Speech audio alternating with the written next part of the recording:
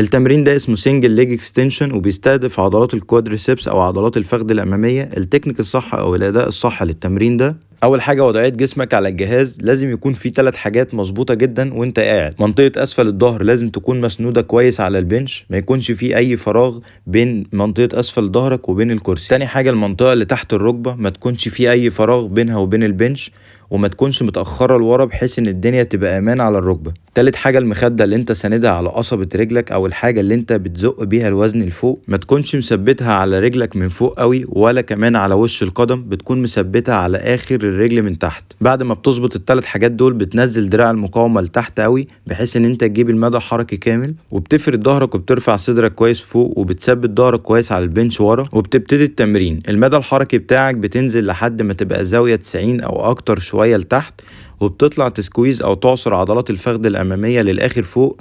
بس حاول ما تعملش لوك جامد قوي على الركبه لو انت عندك كمان حاجه اسمها هايبر اكستنشن. المهم وانت بتطلع ان انت تعصر عضله الفخذ الاماميه كويس، لكن ما تاذيش او تعمل لوك جامد قوي على الركبه. ونصيحه مني ما تستخدمش وزن كبير قوي في التمرين ده، اهتم بالاداء الحركي والتكنيك السليم. التنفس صح في التمرين ده، وانت نازل بتاخد نفس وانت طالع لفوق بتطلع نفس.